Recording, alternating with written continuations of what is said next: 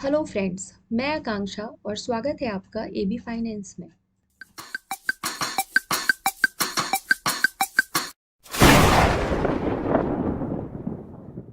नमस्ते दोस्तों, आज हम बात करेंगे ऑप्शन ट्रेडिंग की एक बहुत ही powerful strategy cup stock strategy के बारे में। तो फ्रेंड्स, सबसे पहले हम ये जानते हैं कि कप स्टॉक कहते किसको है और उसके बाद हम ये समझेंगे कि कप स्टॉक को ट्रेड कैसे किया जाता है। तो चलिए स्टार्ट करते हैं। जैसा कि आप इस स्लाइड पे देख पा रहे हैं, एक कप बनाया गया है। तो कब स्टॉक, किसी भी स्टॉक को कब कहते हैं? जब कोई भी स्टॉक अपना ऑल टाइम हाई लगाने के बाद डाउन ट्रेंड में चला जाता है और एक लंबे डाउन ट्रेंड के बाद वो एक लंबे समय तक ही कंसोलिडेट करता है और फिर कंसोलिडेट करने के बाद जब उसमें अप ट्रेंड आना स्टार्ट होता है और वो कब अपनी रेजिस्टेंस लाइन के नज़दीक पहुंचने लगता है, तो हम ये कहते हैं कि इस स्टॉक में कब बन रहा है। तो ये रेजिस्टेंस लाइन क्या होती है?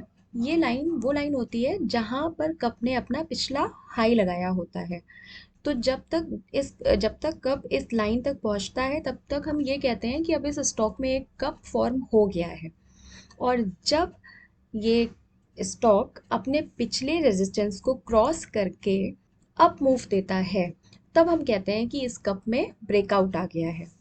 और ये ब्रेकआउट देने के बाद जब 4% अप चल जाता है, यहाँ पर ये कप उस लेवल पे पहुँचता है जहाँ पर हम इसमें ट्रेड करना स्टार्ट करते हैं। तो इस लेवल पे पहुँचने के बाद हम किसी भी स्टॉक में कैश, फ्यूचर, ऑप्शंस, इन तीनों ही सेगमेंट में ट्रेड कर सकते हैं। तो फ्रेंड्स, किसी कप स्टॉक को ट्रेड करने में हमारा स्टॉप लॉस हमारे रेजिस्टेंस लाइन से 2% नीचे होता है। जैसे कि यहाँ पर हमारी रेजिस्टेंस लाइन 193 पे है, तो इसका स्टॉप लॉस 193 का 2% यानी 189 पे होगा।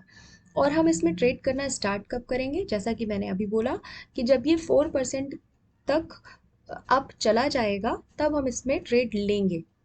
तो 4% यानी कि जब ये 200 के प्राइस पे पहुंचेगा तब हम इसमें ट्रेड लेंगे। और हमारा पहला टारगेट होता है कप में 10%, यानी हमारा पहला टारगेट होगा 220 के प्राइस पे। हमारा दूसरा टारगेट होता है 20% यानी कि 240 के प्राइस पे। और इसी तरह से हमारा इसमें तीसरा टारगेट भी हो सकता है। तो फ्रेंड्स, जैसा कि हमारे आज के वीडियो का पर्पस है कि हम कप स्टॉक में ऑप्शंस ट्रेडिंग कैसे करते हैं, तो चलिए अब हम उसको समझ लेते हैं।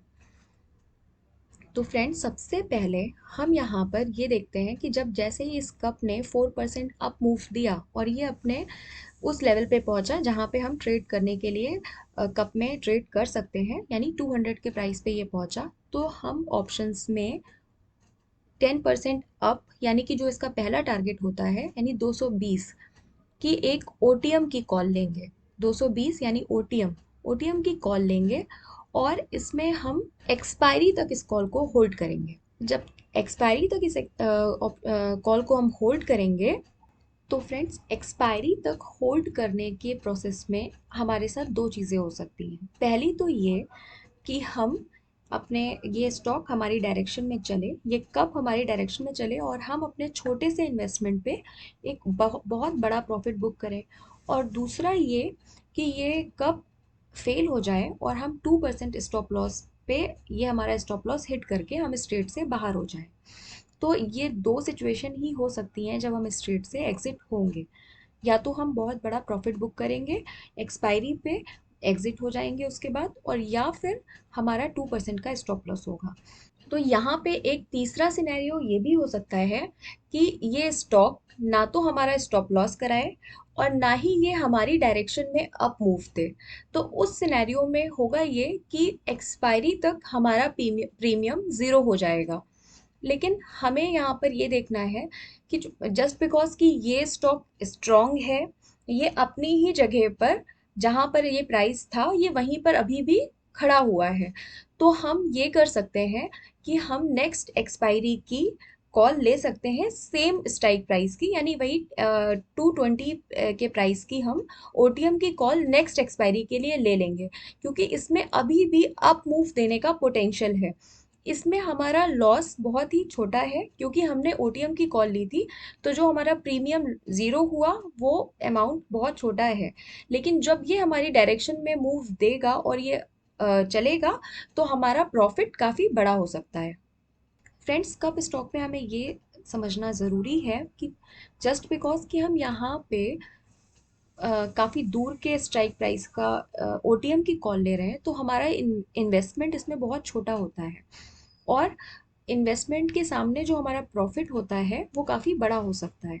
इसलिए इससे एग्जिट के ये दो स्ट्रेटजीज ही काम में रखनी चाहिए।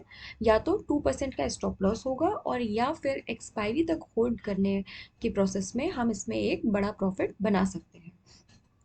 और फिर अगर ये स्टॉक हमारी डायरेक्शन में चल गया और ये हमने अपना पहला टारगेट अचीव कर लिया, तो जैसे ही आपका पहला टारगेट अचीव हो जाता है, तो आपको अपना प्रॉफिट बुक कर लेना है और इस कॉल से फ्री हो जाना है। यानी कि 10% का टारगेट अचीव होते ही आप अपना प्रॉफिट बुक करेंगे और इस कॉल से फ्री हो जाएंगे। और यहाँ पर आप अपने दूसरे टारगेट के लिए आप एक दूसरी ओटीएम की कॉल ले सकते हैं जो कि 20% पे होगी। तो यहाँ पे इस एग्जाम्पल के हिसाब से 240 के स्ट्राइक प्राइस की आप कॉल लेंगे और फिर उसको आप एक्सपायरी तक होल्ड करेंगे। और इस कॉल में भी आपका इन्वेस्टमेंट बहुत छोटा सा ही होगा क्योंकि ये भी एक ओटीएम की कॉल है। तो ये समझा हमने ऑप्शंस को कैसे ट्रेड करते हैं कप स्टॉक में और उसको कैसे हैंडल करते हैं इसके बारे में। अब यहाँ पर दो चीज़ें और इम्पॉर्टेंट हैं जो आपको जानना चाहिए। पहली ये कि ये कप जो हम देख रहे हैं यहाँ पर, ये कम से कम 5 साल का होना चाहिए। ये जितना जो टाइम है वो जितना बड़ा होगा, कप उतना ही ज़्यादा हमारी डायरेक्शन में चलने के उसके चांसेस होंगे। अगर ये 5 साल से कम का कप है तो फिर हम इसमें ऑप्शंस को ट्रेड नहीं करेंगे। और दूसरा ये कि जब हम जिस भी स्टॉक को हम देख रहे हैं जिस पे ये कप बना हुआ है, वो स्टॉक किस सेक्टर को आता है, वो किस सेक्टर से जुड़ा हुआ है, ये भी हमें चेक कर लेना चाहिए।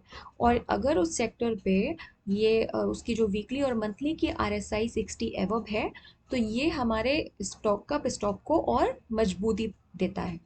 तो फिर इसमें में हमारा कॉन्फिडेंस और बढ़ जाता है। और एक बात और, ये जो हम कब देखते हैं ये हमेशा हमें मंथली चार्ट पे देखना चाहिए।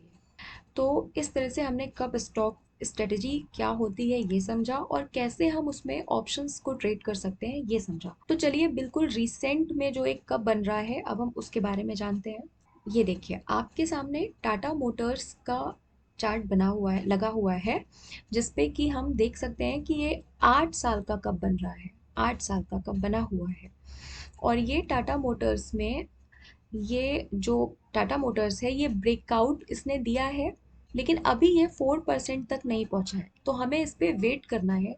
जैसे ही ये 635 के प्राइस को टच करता है, यानी कि इसने 4% तक इसने टच किया, यहाँ पर हम एक ओटीएम की कॉल बाय कर सकते हैं।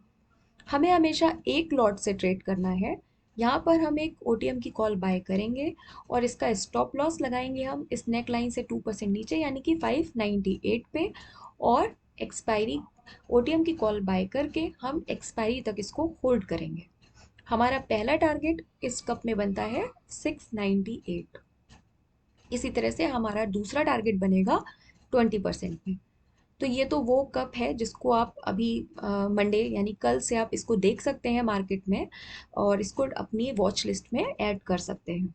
जैसे ही ये इस लेवल पे पहुंचता है, इसमें हम ऑप्शंस की कॉल बाय कर सकते हैं। इसी तरह से ये जो हमारा टाटा मोटर्स का कप स्टॉक है, इसमें अगर आप ऑप्शन की कॉल बाय करते हैं ओटीएम की, तो इसमें हमारा एंट्री लेवल है 637 पे, स्टॉप लॉस है हमारा 600 पे, पहला टारगेट हमारा होगा 700, दूसरा टारगेट 10% अप यानी 764 पे, और तीसरा टारगेट हमारा 3% अप पे यानी 828 पे बनता है। अब कुछ और चीज़ें जो हमारे लिए जाननी ज़रूरी हैं, उसमें है कि how to decide expiry date. हम अपनी जो भी हम कप स्टॉक में ट्रेड करने जा रहे हैं, जो कप हमें ब्रेकआउट दे रहा है और वो ट्रेड के लिए बिल्कुल रेडी हो रहा है, उसमें हम एक्सपायरी कैसे डिसाइड करते हैं। तो देखिए, अगर आप बिल्कुल मंथ की बिगनिंग में लेते हो कप, यानी अगर आप 1 तारीख से 15 तारीख के बीच में आपको कोई कप में ब्रेकआउट मिलता है और वहाँ पे वो ट्रेड का मौका देता है, तो आप सेम मंथ की एक्सपायरी ले सकते हो। और अगर आपको कोई कप 16 तारीख के बाद दिखता है, जिसमें कि आपको लगता है कि इसमें ऑप्शंस की कॉल बाय करने का अपॉर्चुनिटी है, लेकिन वो 16 तारीख के बाद दिख रहा है आपको, तो आपको नेक्स्ट मंथ की एक्सपायरी लेनी चाहिए। तो आई होप कि आपको कप स्ट्रेटजी क्या होती है ये समझने में थोड़ी हेल्प हुई होगी, और कप स्ट्रेटजी को यूज़ करके आप कैसे ऑप्शंस में ट्रेड कर सकते हो ये भी समझ में आया होगा।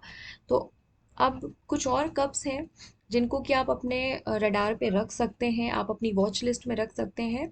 जैसे कि आईडीएफसी फर्स्ट बैंक है, ये आरईसी लिमिटेड है, टाटा मोटर्स, अशोक लेलैंड और बैंक ऑफ बड़ौदा, ये एकदम नियर है कप के।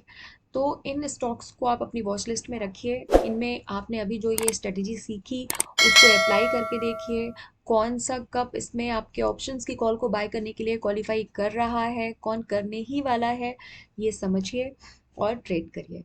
आशा करती हूँ ये वीडियो आपको हेल्पफुल लगा होगा। आज के लिए इतना ही। Thank you so much.